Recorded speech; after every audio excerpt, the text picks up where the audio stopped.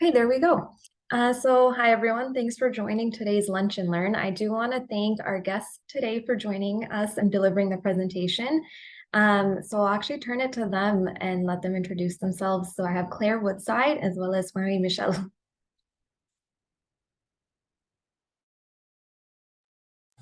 Hi everyone. I'm Claire Woodside, and I'm the Manager of Partnerships at Policy Horizons. And Marie-Michel, would you like to introduce yourself? Sure. I'm Shaila Havi. I'm part of Claire's team, so I work at the partnership team at Policy Horizons. It's been 2 years now. Wonderful, thanks. Well, good afternoon. We're very happy to be here and have a great lunch. I know we're all in different time zones, so I'm glad we could find a time that works for everyone. And thank you so much for reaching out for this presentation. We always love to meet with you, and hopefully we'll get to hear a little bit more about what you're interested in as we do the activity at the end. This is the second time I presented for the Chief Science Advisor Youth Council, and the last time it was a great conversation. So I think we're going to have a really good discussion towards the end today.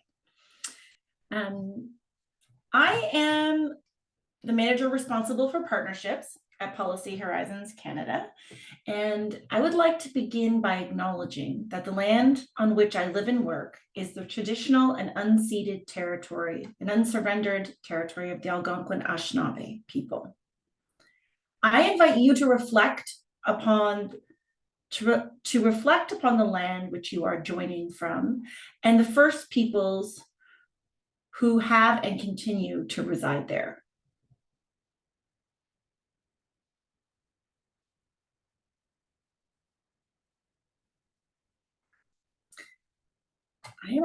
I did not share my screen, did I? Hold on. That's okay. I'm just going to do something here. I have it all set up, so it'll only take a moment.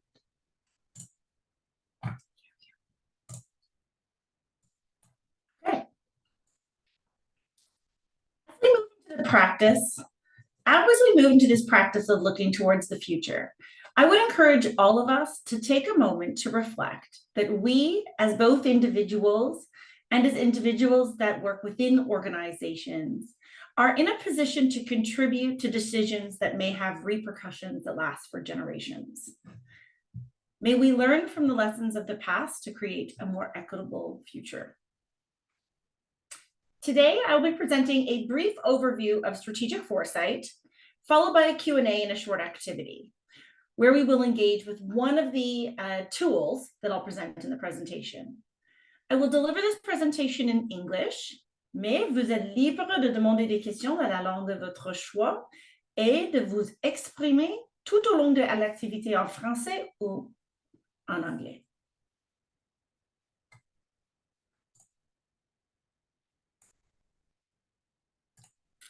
So Policy Horizons is a Canadian federal organization that's part of the Government of Canada that is the center of excellence in foresight for the Government of Canada. Our mandate is to help the government develop future-oriented policies and programs that are more robust and resilient in the face of disruptive change. To do this, we analyze the emerging policy landscape, we engage in conversations, and we build foresight literacy and capacity. Our mandate is government-wide, so we work with all departments and agencies, and we serve the whole federal government ecosystem. But we sit within Employment and Social Development Canada, and we report to a Deputy Minister Steering Committee that is chaired by the Deputy Secretary to the Cabinet at the Privy Council Office and by a Deputy Minister of ESDC. So how do we do this work? Well, we do a couple of things. So one of the things we do is we conduct research. We publish reports, briefs, articles, and these focus on emerging and disruptive issues. We also partner with departments and agencies across government. We work with them on projects that range from 1 to 6 months. Sometimes we build foresight products together, we co-create outputs. Sometimes we simply help them host conversations or talk about challenging issues. But all of the work we do seeks to inform decisions, strategies, processes within the federal government. We also build capacity amongst leaders and analysts and others to understand and use foresight in their work. And we do this through training, through a number of networks, one of which is our Federal Foresight Network. And we also host an annual event, Futures Week, which I would encourage you to attend. And if you subscribe to our newsletter, you'll get notified of that. So if you want to see some of our work, you can go online. We have a new report that has its own website. Marie-Michelle will put some links in the chat. Called On the Future of Sense Making, which I don't know if you're thinking about mis and disinformation, but that project is really looking a lot about how we make sense of the world. So what is foresight? Strategic foresight is a methodology that we use to assess what might happen or be needed in the future. The purpose of foresight is actually not to predict the future. It's not to say we think X will happen. The purpose of foresight is to recognize that in some ways we don't know what will happen, but there are many plausible ways the future may evolve. And we seek to understand in that difference, what kind of strategies, what kind of plans might be more robust. We seek to understand the challenges and opportunities the future may present by exploring multiple plausible futures.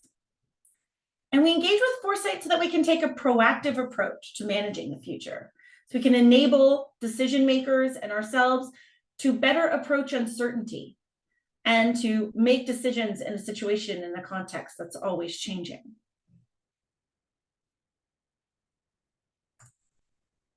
To do this, we tend to do a couple of things. So we often start by looking at the present. And one of the key things within foresight is to understand our assumptions and to identify what's changing. We might call this identifying weak signals or scanning for signals of change. Sometimes we seek to map the domain or system.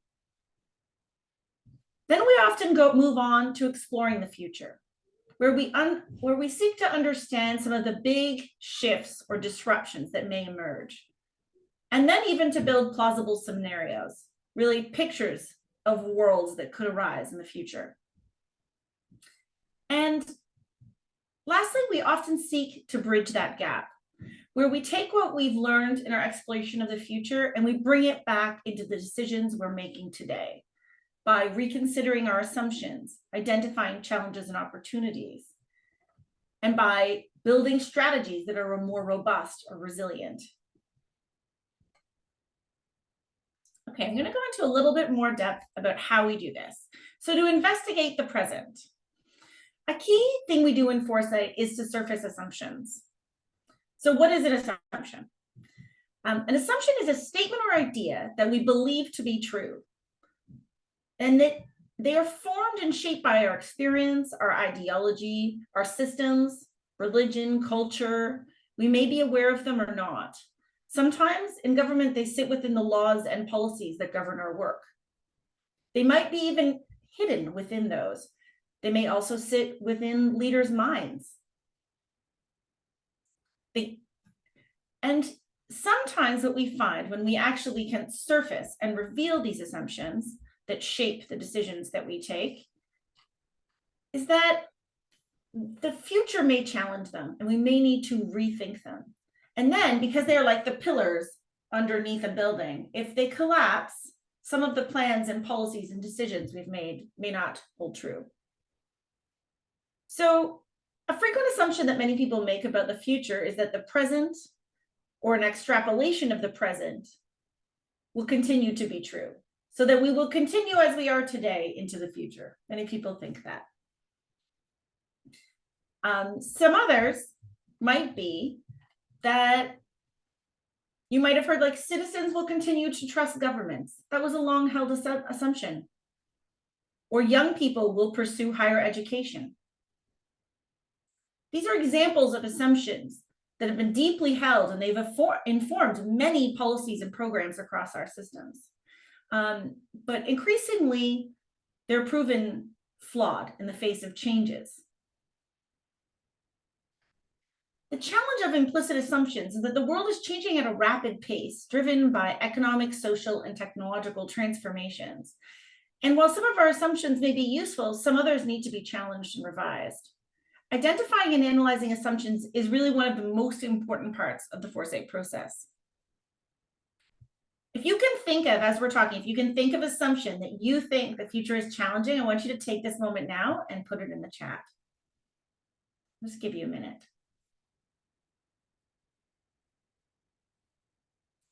You could think about something you've heard within your institutions where you work or go to school, or maybe with your parents, they've said it, or someone within your social structures.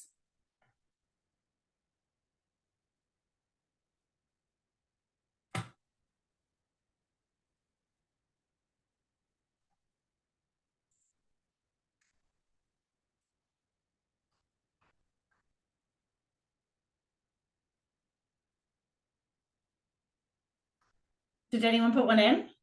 I don't see. Oh, yes. Okay. Yes. Great. Okay, someone else. Come on. Now that we have one, it's just like a snowball.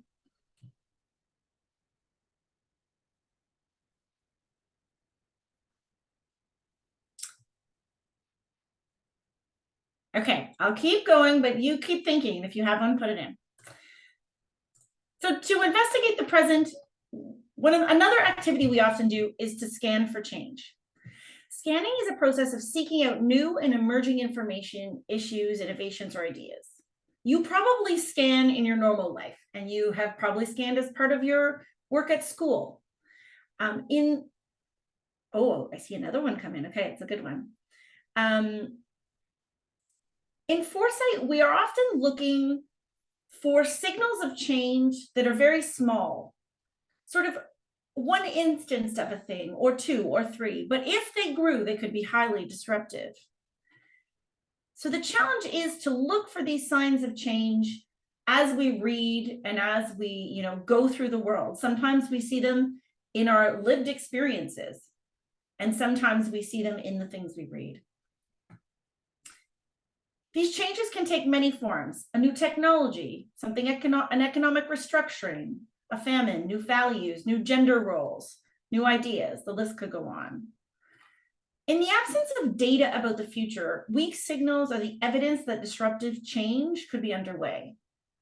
So for example, this week, or very recently, Marie-Michel shared an article about grandternity leave. So Booking.com has a new leave for grandparents to care for their grandchildren. Is it something we'll see grow? Who knows, but it's interesting. Someone else shared a new underwater data center where the water cools, provides a cooling effect. Could we see more underwater data centers as our reliance on AI grows? These are the types of signals of change you might be looking for in your project or in your question, but always it depends on what is the purpose of your foresight, because that is the orientation upon which you scan. So then we might move into exploring the future. One of the things we look at when we're exploring the future are change drivers. A change driver is something that could cause significant change in the system under study. They are often neutral, and they are sometimes neutral, or they may have the potential to drive change in any one direction. They can interact with each other to create surprises that have a direct impact on the system. You've probably heard of trends or megatrends. They can be drivers, but they're very directional. You know which way they're going. Some drivers, like possibly even AI, we don't know exactly how they'll impact, because it depends on how they evolve. Some change drivers you've probably thought about as climate warming or social polarization. When we think about a change driver, we might use something called a cascade diagram.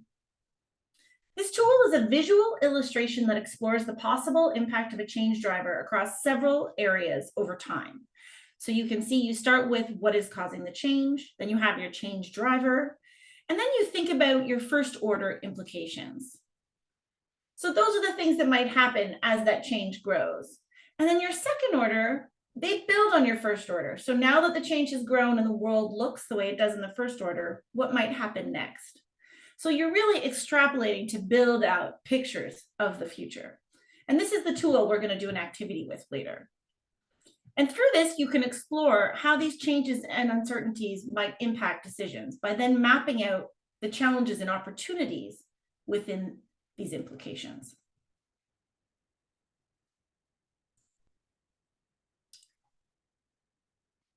One of the ways we also explore the future is through scenarios. Scenarios are plausible descriptions of how the future may unfold. They can include alternative and expected futures. They often seek to give a holistic range of futures. So often you see sets of 3 or 4 scenarios. So you can imagine 3 or 4 different ways the future may evolve. Sometimes more. Scenarios expose people to new ways of thinking and can change how they see the systems and the strategies they propose. They enable us to see how change drivers might come together to create broader change, and they create that picture of what a different world may look like. It can be often very hard to actually imagine living in a world different than today, even though we know that in 10 years it won't be the same.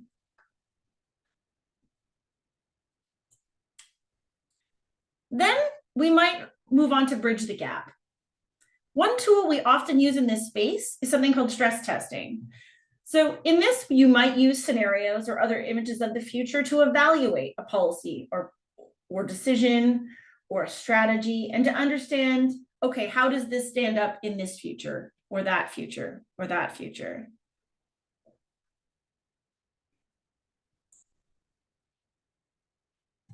Foresight can be used to improve decision-making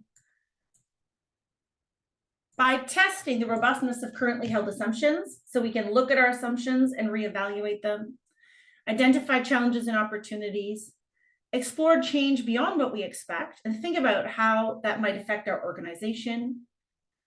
And we can monitor, if we see certain scenarios emerging, we can monitor what that means for the decisions we need to take in order to adapt to those new contexts.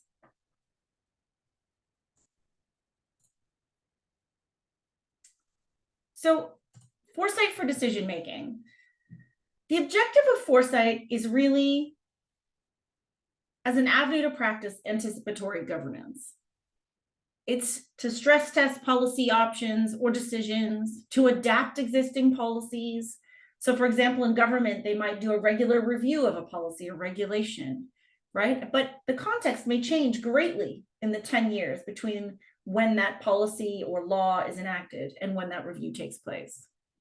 To identify and explore challenge existing mental models or assumptions embedded within our policies, and to shape the future by guiding strategic decision-making and uncertainty. So that might be by integrating some of the challenges and opportunities, by using scenarios to stress test things like strategic plans. We have lots of examples of how we have used foresight in different types of processes. I would say most often we use it in things like strategic planning, most frequently, but we have also have examples of stress testing, of places that are renewing their mission, and of it influencing just basic policy research and development. So the kind of work that goes in before you launch a program or before you launch a new policy.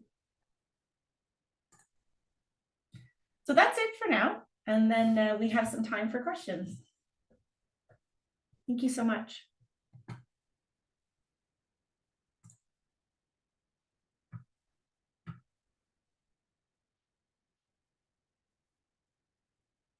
Are there any questions from the youth council members? Genevieve, Chelsea? Well, I have one.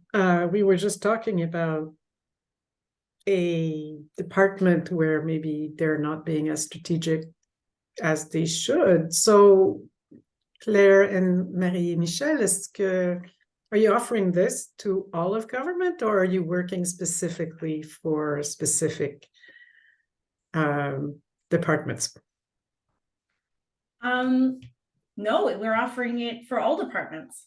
I mean, there is different wills within departments to do this type of thinking. You have to have a willpower and the sort of a top-down desire to do it.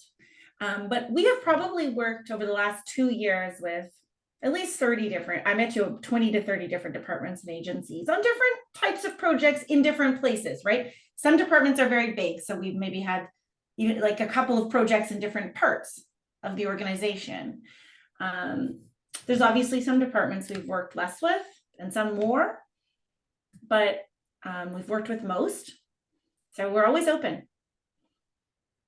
Yeah. And what does it entail when you're working with a department? They have to pay for your expenses. What does it mean? No, so we're a service that's free of charge within the government of Canada. We work based on an evaluation of whether we think it's a foresight objective in question, right? We do get requests where we think, oh, it's not really foresight. Sometimes it's more of a question of something they need to do now, but it's really a today focus. So it's based on alignment and fit, impact. Like, do we think the work can have an impact? Can it be meaningful for them? And then our resources that are available, like a basic resource fit, can they support the work? Usually, it's harder for a department to actually gain a lot from the work if they can't put anything at all in. So it's hard for us to fully do the work for them, because in the end, if they get the foresight, they don't feel like it's good, even if it is. They'll feel they might reject it, right? There is a certain kind of social acceptance process that foresight has to go through, because you have to see that what you're finding is possible. So you're like expanding someone's idea of what is possible and like helping expand their imagination in a way. And so people have to go through that process with you to some degree. yes. You can't just do it for them. So I would say that's definitely a factor. So you're coaching people to go through the process. Most of the time, sometimes we'll run things for, like, we come in and run sort of executive retreats or things like that, right? Where they have a very specific purpose, like they're doing a plan and they want to bring all their executives together to identify some challenges and opportunities for X timeline. Like we'll run something like that for them. Okay. But often it's a coaching kind of mentoring situation. Merci beaucoup. De rien. Now to the Youth Council. Do you have any questions? I broke the ice. I tried. See, Chelsea raised her hand. Yeah, thank you for the presentation. My question's kind of related. I know this is what the previous Youth Council, we kind of fell into this trap. So I'm wondering how you steer clear of everyone kind of imagining these futures that are more negative in nature rather than positive. How do you kind of tease the good in the future when a lot of people might be looking more to the bad? It's really hard. I mean, we have definitely been told that we focus too much on the negative. And I think with the way, there's a lot of changes right now that are colliding and they create more uncertainty, and it's easier to see that sort of negative outcome. And that's, I think, at least partly because the positive outcomes require a ton of agency of people acting proactively soon in some cases, right? And I think it's normal. Sometimes if we really feel like we need to pull out the positivity, you can be very explicit. Okay, if you're going to build some scenarios, we're going to have one that's positive fully. We've done that, right? Okay, one has to be positive. And maybe it'll feel a little bit too positive when you're reading it, but that's okay. You just sit in that world, right? We had a set of scenarios for a project, and one was quite positive. And what was funny is that we use them for stress testing. And what was funny is that was actually the one that all the policies failed in the stress testing. The positive one was where it was the most difficult, because it was like, we didn't do enough. That's what everyone, you know what I mean? They were like, but it wasn't big enough. So you can be deliberate. Or you could really focus on the opportunities. Like you can say, okay, here's a bunch of challenges. Okay, but what are the actual opportunities? And then you can bring those back. Okay, and you can roadmap them. Okay, so how do you achieve that opportunity? right? Like, what would you have to do to get there? What would be the steps? Well, this would have to change and this would have to change. And often there's a bunch of challenges in there, but you're like lining them up as a path to get somewhere you want to go. That, or you can do visioning. You can be like, you can be more focused on what's the future we want, and then roadmap towards that future, right? There's definitely some good tools to do that too. Like 3 Horizons is a foresight tool that is very simple and easy to use and has a sort of a visioning element. You can use your vision and some foresight thinking. We could definitely share something on that. Thanks, Yeah. Jesse. And Koi, go ahead. Hi, thanks for sharing what you work on and how the Policy Horizons actually conducts these foresight activities is really insightful.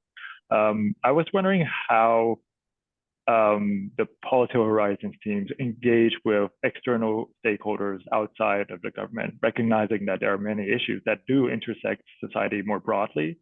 And like, do you have consultations with the public? How do you mobilize other stakeholders outside of government to actually tackle certain issues that might take a long horizon? I think, for example, a lot of youth council members right now are somewhat interested in artificial intelligence. Artificial intelligence is a subject that can have monumental impact in different sectors. So that might be a concrete example of why I'm asking these questions.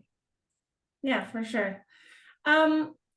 So we don't do extensive consultations with the public, so we're not really an area that consults. Okay, so that hasn't typically been our practice. There's been different ways of engaging with the public over time, and I think one of the ways we engage is through Futures Week, but that's still much more of a one-way engagement. Another way is through interviews. So we do a lot of interviews, expert interviews when we research, and a lot of those are external. But I think, we do work in a system and we serve a very large client, and they kind of within the federal government places maybe own or co-own or share ownership of issues. So in many ways, like, our work is about supporting them to do their work, right? So we would be looking to support, for example, on AI, like I said, the AI hub possibly, right? We can, though, as we are doing on AI, identify an important issue and then try to be sort of a convener for the government. So we are in the process of launching a project, an interdepartmental project on AI, to explore some of the new technologies, like some new ways the technology may evolve and some of the critical uncertainties, but it's still quite internal, although we'll be doing expert interviews and other things and possibly engaging through, there's a couple of like external AI councils. But it's often not quite our role to do a large scale like engagement, which is kind of part of working in a really big ecosystem. But Noor, go ahead. Hi, thank you for the presentation. I'm just wondering if you've ever engaged with the health and medicine sector with these kinds of models. I know that sometimes the models that are used within that field tend to be very traditional. So I'm just wondering whether they've been acceptant of this kind of model of change and predicting the future. Just want to get a better sense of that. We have done quite a few projects with our health agencies. I think that it's interesting, like foresight thinking. There's something we call the foresight mindset. So that's somebody who can really, it's the ability to think about the future as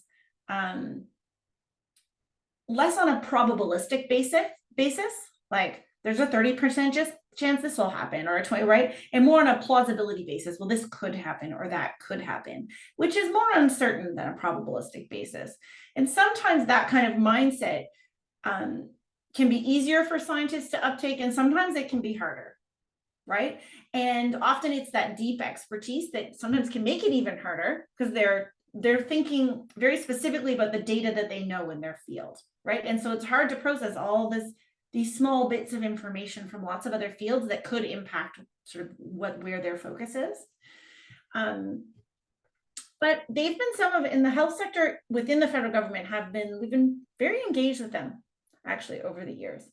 And they have some new foresight capabilities actually within them, like within the Public Health Agency of Canada as a new team. So I think there's a lot of promise to see some more of this kind of thinking, which will also greatly help us in preparedness for, possible future disruption that relies on a health-based reaction or involves the health sector in terms of a response. So I'm glad we had so many questions, and that sparked a great discussion as well. Is there any last minute questions? Oh, Theodora, go ahead. Yeah, I just wanted to follow up on that because I'm an epidemiologist, so I'm definitely guilty of being the probabilistic person. But I wonder if there's a way to put both together, if there's a way to part of the research or part of the, investigating the present part of there's a way to have both visions together. there are methods in foresight that we don't use as often, but that bring together sort of probabilities with plausible outcomes. And there's some places that are more advanced than we are at Policy Horizons in those methods. So you can do it, but I think that one of the key things is also allowing yourself to let go of probabilities, even if it's for a moment, and think about plausibility, right? So it's not always, so they can be merged, but at the same time, we also have to, I think, really engage in like strategic imagining, there's like this real deficit of imagining. What can it be like? What could it be like? And that ability to picture, right? And the challenge with just focusing on probabilities is that something can be a low probability, so you don't even need to think about it until it happens. And then someone's going to be like, why didn't you think about that? Right? That's what happens to decision makers a lot these days. And they didn't think about it because it wasn't supposed to happen. But the truth is, our probabilities are increasingly wrong. Right? They're off. It's much harder today because there's so many things intersecting, right? That one thing causes a domino in another, and then you end up in a situation you did not predict. Like if we had said last year that we would have two, wars happening at the same time, if we said that, 18 months or 2 years ago, everyone would have said no, right? Two large conflicts. But we do.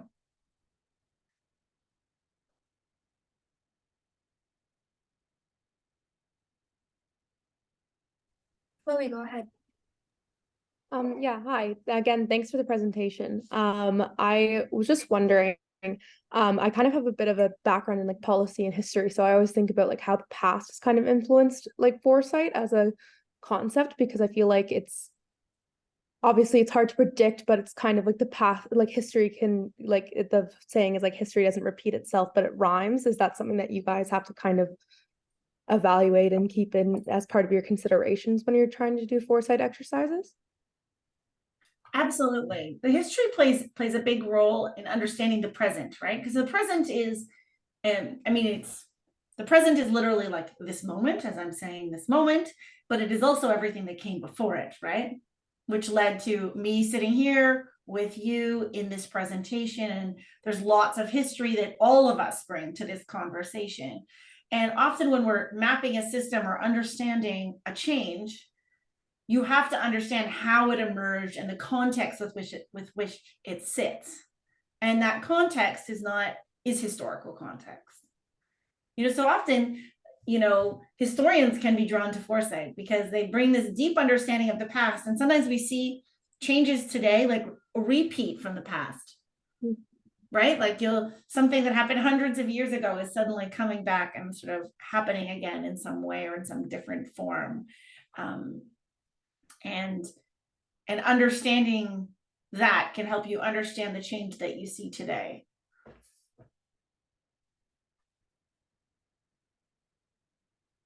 So yeah, it's a great question. Thanks, Chloe. Any other questions? think we might be okay to wrap up the Q&A and then move on to the activity. Okay, awesome.